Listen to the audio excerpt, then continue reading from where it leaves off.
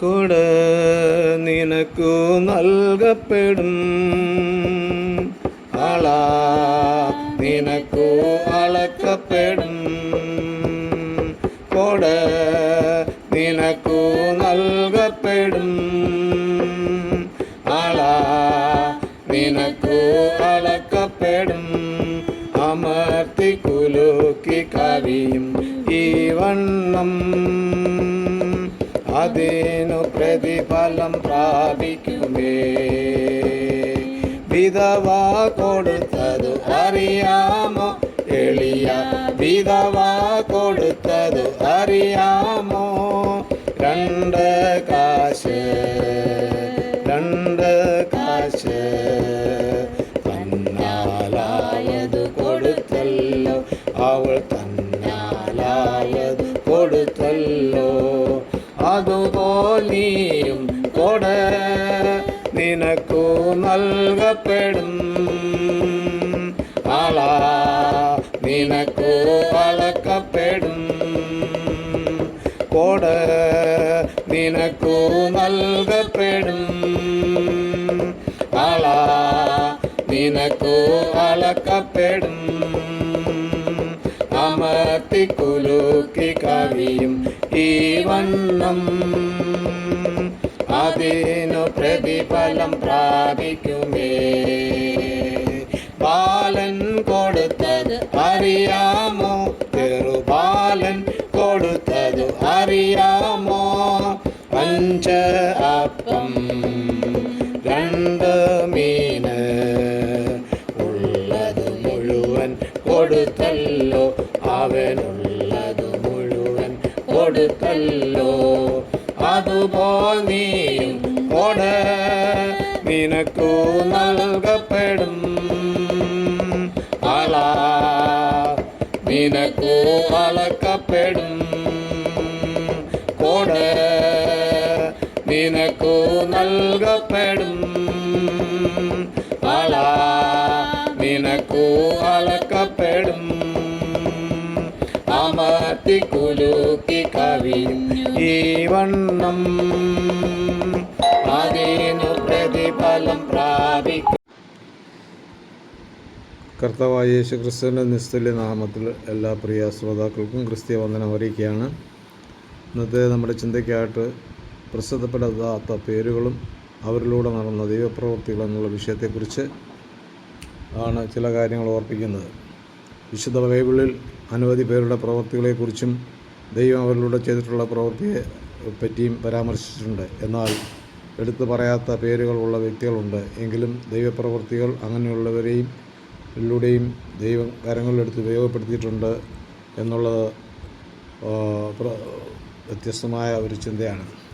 അവരെ പറ്റിയുള്ള ചില സന്ദർഭങ്ങളും സംഭവങ്ങളും ഓർപ്പിക്കാൻ താല്പര്യപ്പെടുന്നു. ലൂക്കോസിൻ്റെ സുവിശേഷത്തിലെ നല്ല ശമരിയക്കാരൻ, യോഹന്നാൻ്റെ സുവിശേഷത്തിലെ ശമരിയക്കാരി സ്ത്രീയെ, 1 രാജാക്കന്മാരുടെ പുസ്തകത്തിലെ സാറഫത്തിലെ വിധവ, അപ്പവും മീനും കൊടുത്ത ബാലകൻ, നയമാൻ്റെ അടുക്കൽ എലീശയുടെ അടുക്കൽ പോകാൻ നിർദ്ദേശിച്ച പെൺകുട്ടി, ഫറവോൻ്റെ പുത്രി, ദാവീദിൻ്റെ അടുക്കൽ യോവാബ് വായിച്ച തെക്കോവക്കാരി സ്ത്രീയെ, കുരിശിലെ കള്ളൻ, ശൂന്യംകാരത്തി സ്ത്രീയെ, 2 കാശിട്ട വിധവ, ശേബാരാജ്ഞി, വിദ്വാൻമാർ, രക്തസ്രാവക്കാരിയായ സ്ത്രീയെ, എത്യോപ്യ രാജ്യക്കാരൻ ഷണ്ണൻ, ഗദരദേശത്തെ ഭൂതഗ്രസ്തൻ, ഇബ്താവിൻ്റെ മകൾ, ഇയ്യോബിൻ്റെ ഭാര്യ, ലോത്തിൻ്റെ ഭാര്യയും മക്കളും, മനോഹയുടെ ഭാര്യ, പത്രോസിൻ്റെ അമ്മായിമ്മ, പൊത്തിപ്പേറിൻ്റെ ഭാര്യ, സുറഫേനക്കാരി സ്ത്രീയെ, നയനിലെ വിധവ, നോഹയുടെ ഭാര്യയും മരുമക്കളും, റോമൻ ശതാധിപൻ, ഇങ്ങനെ നിരവധി ആളുകളുടെ പേരുകൾ വെളിപ്പെടുത്തിയിട്ടില്ല. എങ്കിലും വളരെ പ്രസിദ്ധമായ പ്രവൃത്തികൾ ദൈവം ഇവരിലൂടെ ചെയ്തെടുത്തിട്ടുണ്ട്. പ്രശസ്തരാകുന്നതിൽ നല്ലത് ദൈവസന്നിധിയിൽ വിശ്വസ്തരായിരിക്കണം എന്നുള്ളതാണ്. ആത്മീയ ലോകത്തിൽ ദൈവം നമ്മെക്കുറിച്ച് ആഗ്രഹിക്കുന്ന വിശ്വസ്തരായിരിക്കണമെന്നാണ്. ഉന്നത പദവികളും മറ്റും അലങ്കരിച്ച് പ്രസിദ്ധരാകുവാൻ അനേകർ ശ്രമിക്കാറുണ്ട്. അങ്ങനെയുള്ളവരിൽ പലരും കെണികളിലും കുടുക്കുകളിലും പെട്ട് ആത്മീയത്തിൽ നിന്ന് തെറിച്ചു പോയിട്ടുള്ളവരുണ്ട്. എന്നാൽ നമ്മളിലൂടെ ദൈവപ്രവൃത്തി വെളിപ്പെടുവാൻ ഏൽപ്പിച്ചു കൊടുത്താൽ ദൈവം നമ്മളിലൂടെ അത്ഭുതങ്ങൾ പ്രവർത്തിക്കും. ബാലകൻ അവൻ്റെ പക്കലുള്ളത് ഏൽപ്പിച്ചു കൊടുത്തപ്പോൾ ദൈവം അത്ഭുതം പ്രവർത്തിച്ചു. ശമരിയ സ്ത്രീ അവളെ സമർപ്പിച്ചപ്പോൾ ആ ദേശമൊക്കെ യേശുവിനെ അറിയുവാനിടയായി. സാറഫത്തിലെ വിധവയ്ക്കുള്ളത് പ്രവാചകന് വേണ്ടി ചെലവിട്ടപ്പോൾ ദൈവം അവിടെ അത്ഭുതം പ്രവർത്തിച്ചു. ക്ഷാമകാലത്ത് ക്ഷേമമായി അവളെയും അവളുടെ കുടുംബക്കാരെയും പോറ്റി പുലർത്തുവാനിടയായി തീർന്നു. ചെറിയ പെൺകുട്ടിയുടെ വിശ്വാസം മൂലം നയമാൻ്റെ കുഷ്ഠരോഗം മാറിക്കിട്ടുവാൻ സംഗതിയായി. വിധവയായ സ്ത്രീ തനിക്കുള്ളത് മുഴുവൻ രഹസ്യമായി സമർപ്പിച്ചപ്പോൾ അവളെ കർത്താവ് പുകഴ്ത്തിയതായി കാണുന്നുണ്ട്. ശലോമോൻ്റെ ജ്ഞാനം കേൾപ്പാൻ വന്ന ശെബരാജ്ഞി പരിവാരത്തോടും സന്തോഷത്തോടും മടങ്ങിയതായി കാണുന്നുണ്ട്. രക്തസ്രാവക്കാരി സ്ത്രീയുടെ വിശ്വാസത്തെ ആധാരമാക്കി ദൈവത്തിനായി ക്രിസ്തു ഉള്ളിൽ അത്ഭുതം പ്രവർത്തിച്ചത് പ്രസിദ്ധമായി. എത്യോപ്യ രാജ്യത്തിലെ ഷണ്ണൻ സമർപ്പിച്ചപ്പോൾ ഫിലിപ്പോസിനാൽ സ്നാനമേറ്റ് സന്തോഷത്തോടെ സ്വദേശത്തേക്ക് മടങ്ങിപ്പോയി. വിദ്വാൻമാർ താല്പര്യത്തോടെ യേശുവിനെ കണ്ടിട്ട് അവർ വേറെ വഴിയായി മടങ്ങിപ്പോയി. അനുസരണക്കേടിൻ്റെ പരിണതഫലമായി ലോത്തിൻ്റെ ഭാര്യ ഉപ്പുതൂണായത് പ്രസിദ്ധമായി. പ്രിയ ശ്രോതാക്കളെ, ഇന്ന് ലോകത്തിൽ ഏറെ ഭാഗം ആളുകളും പേരും പ്രശസ്തിയും ലഭിക്കുന്നതിനായിട്ടുള്ള നെട്ടോട്ടമാണ്. സാമ്പത്തിക നേട്ടങ്ങൾ കൈവരിക്കുവാൻ ഏത് അനീതിയിലും ചെന്ന് കുടുങ്ങി ജീവിതം ഒടുവിൽ അവസാനിപ്പിച്ചിട്ടുള്ള അനേകരെ കാണുവാൻ സാധിക്കും. എന്നാൽ ദൈവവചനം പറയുന്നത്, മീക പ്രവചനം 6:6 പറഞ്ഞിരിക്കുന്നത് 6:8 പറഞ്ഞിരിക്കുന്നത്, ന്യായം പ്രവർത്തിപ്പാനും ദയാതൽപരനായിരിക്കാനും നിൻ്റെ ദൈവത്തിൻ്റെ സന്നിധിയിൽ താഴ്മയോട് നടപ്പാനും അല്ലാതെ എന്താകുന്ന യഹോവ നിന്നോട് ചോദിക്കുന്നത്. ദൈവം ഓരോ വ്യക്തിയെക്കുറിച്ച് ചില ഉദ്ദേശങ്ങൾ കണ്ടിട്ടുണ്ട്. അത് അവരിൽ എങ്ങനെയെന്ന് വ്യക്തമല്ല എന്ന് മാത്രം. പേര് വെളിപ്പെടുത്തേണ്ടിടത്ത് പേർ ചൊല്ലി വിളിക്കും, അതല്ലെങ്കിൽ പേരിൽ അറിയപ്പെടുകയില്ല. ദൈവം ഒരുവനെ ഒളിപ്പിക്കേണ്ട സ്ഥാനത്ത് ഒളിപ്പിക്കും, ഉയർത്തേണ്ടുന്ന സ്ഥാനത്ത് ഉയർത്തും. ഉദാഹരണം ഏലിയാവാണ്.